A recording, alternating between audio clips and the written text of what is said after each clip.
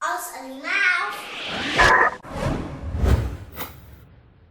É um fato divulgado aos sete ventos que voar é o segundo meio mais seguro de se locomover do ponto A até o ponto B. Todavia, entretanto, por outro lado, toda regra tem sua exceção, e eu vivi uma delas.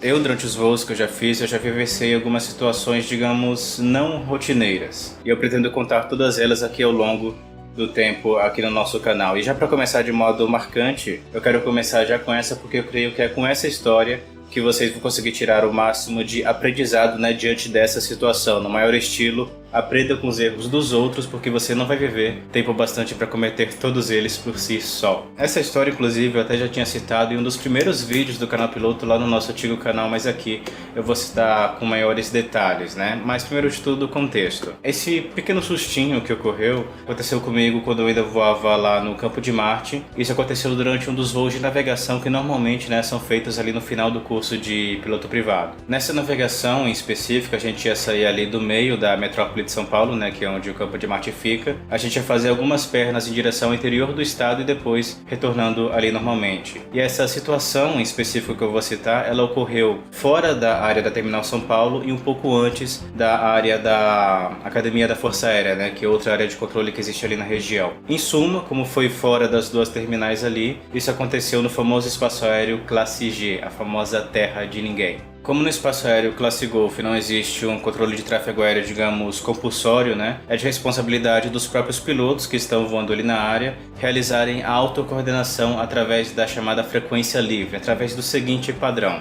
Para a coordenação frequência livre, o Papatango Sierra Oscar Sierra de Tangamandapio para Acapulco no nível 075, o Papatango Sierra Oscar Sierra. E juntamente com isso, alguns também citam a promagnética, o ajuste de altímetro que eles estão utilizando ali se não estiverem voando em nível de voo, mas sem altitude, mas enfim, cada um tem o seu gosto aí nesse caso. Mas, em resumo, é desse modo que a gente consegue manter uma separação, né, em uma área onde não há controle de tráfego aéreo, onde não há um controlador de voo cuidando ali da nossa separação. E dentre as regras vigentes em um voo visual, uma condição sine qua non para que a segurança de voo seja mantida é de que toda aeronave deve respeitar a chamada tabela de níveis. A tabela de níveis é aquela que você viu inicialmente lá no seu curso teórico de piloto privado e é a mesma que você precisa utilizar em todo o seu planejamento de voos de navegação. Inclusive, também é a mesma que está representada na grande maioria das pranchetas de voo, que é esse utilitário aqui que você utiliza no seu voo, amarrado na sua perna para utilizar na sua organização.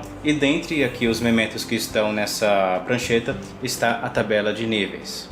Então a tabela basicamente afirma que, se você estiver voando com uma proa entre 0 e 179 graus, você deve escolher um nível de voo ímpar. Já se você voar em uma proa entre 180 e 359 graus, você deve escolher um nível de voo par. E ao final adicionando também 5 centenas aqui, para em parte se diferenciar também da tabela de níveis IFR. Então aqui no caso da tabela VFR, como por exemplo aqui na parte de ímpar, o nível de voo sempre vai ficar 3.500, 5.500, 7.500 e assim substantivamente, como diria o Chaves.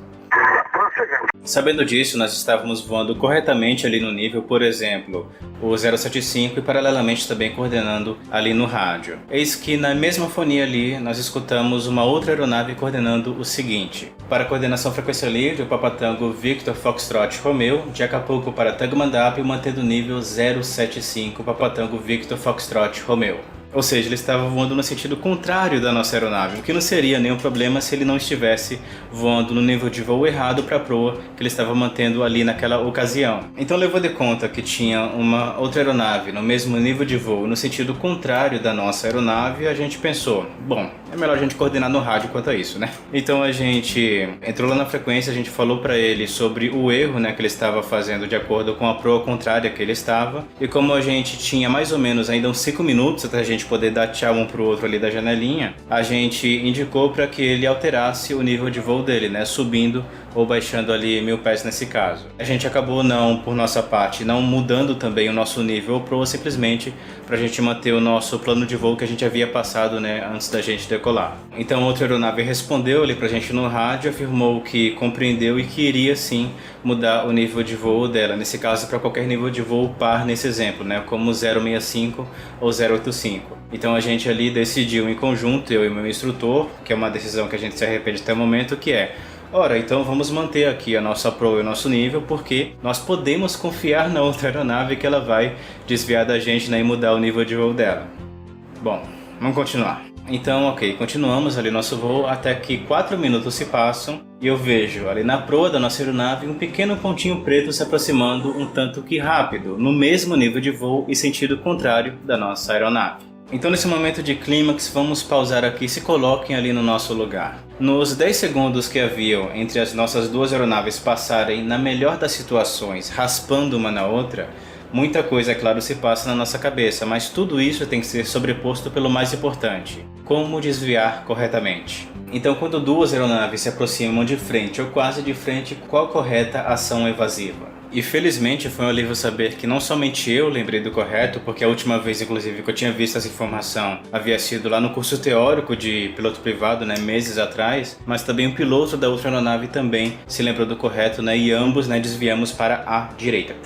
Porque de nada adiantaria, né, um virar para a direita e o outro para a esquerda, senão, pá, a gente acabaria vivendo altas emoções do mesmo modo. O resultado disso foi que mesmo com a ação evasiva tendo sido executada de modo correto, a gente acabou passando a menos de 10 metros da outra aeronave ali de distância de separação lateral.